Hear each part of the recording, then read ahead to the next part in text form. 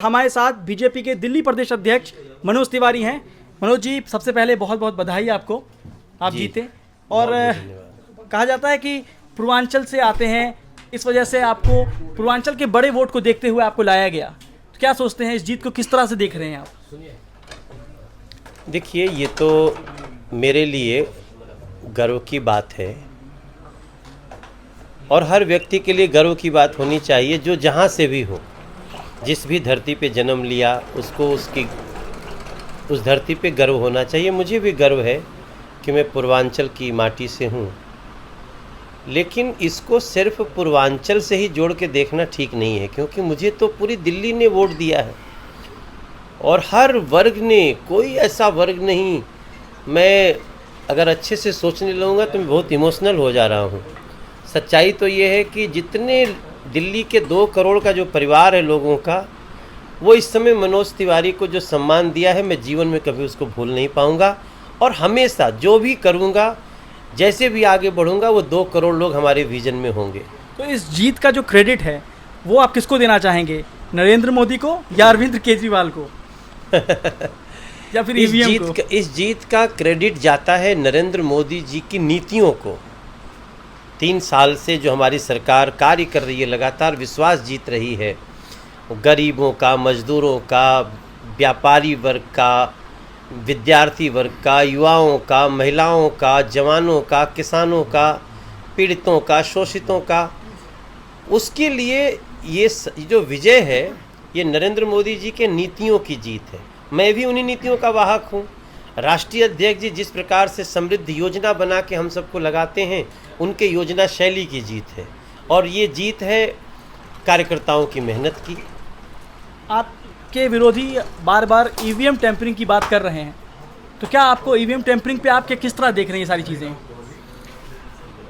मैं समझता हूँ कि गड़बड़ी ईवीएम में होती तो ठीक हो जाती, अगर गड़बड़ी दिमाग में हो जाए तो फिर उसको ठीक करना थोड़ा मुश्किल होता है।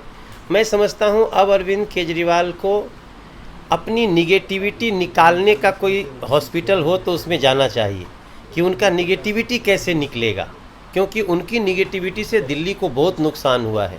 अभी भी अब उनको एमसीडी के साथ जो बचा हुआ 4-5 महीना, साल भर है उनके लिए, उसको मिलजुल करके दिल्ली की समस्याएं दूर करने के लिए काम करना चाहिए। तो अब अगला कदम क्या होगा? बीजेपी 10 साल से एमसीडी में थी, बड़ा इल्ज़ाम भी लगता रहा बीजेपी पे, तो अब किस तरह से, अब क्या रणनीति है, क्या रोड मैप है आपके पास है?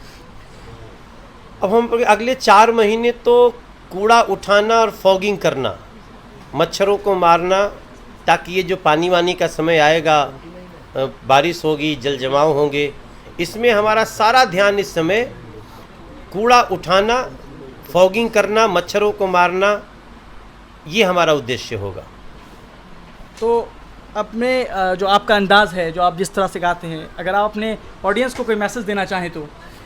नहीं, देखिए, अब या तो अपने विरोधी को ही कोई मैसेज देना चाहें तो? हमने तो एक लाइन गाया था कि भाजपा दिल में भाजपा दिल्ली में।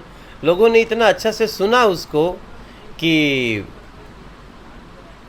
वो कहते हैं ना कि दिल की सुन लिए, भाजपा चुन लिए, जीत लिए जनमन, मिलके चल दिए, खिल गए देखो मोदी कमल तरंग, भाजपा दिल में भाजपा ऐसा बसाएगी दिल्ली अपने दिल में।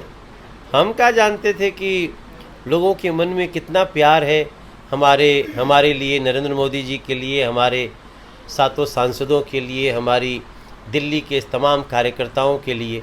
ये तो हमने अभी अभी देखा है। और मैं वादा करता हूँ, जो भी लोग देख रहे हैं, कि भारतीय जनता पार्टी आपके इस सम्मान का पाई पाई चुकाएगी। हमारे लिए ये गलियों में दौड़ना, यात्रा करना ख़त्म नहीं हुआ है, बल्कि आज से शुरू हो रहा है। इंतज़ार करिए, हम आपकी गली में भी आएंगे और आपको कूड़ा मुक्त दिल्ली देंगे, ग्रीन दिल्ली देंगे और मच्छर मुक्त दिल्ली देंगे। इस चुनाव के दौरान एक चीज़ देखने को मिली कि आप झुग्गी झोपड़ियों में बहुत गए।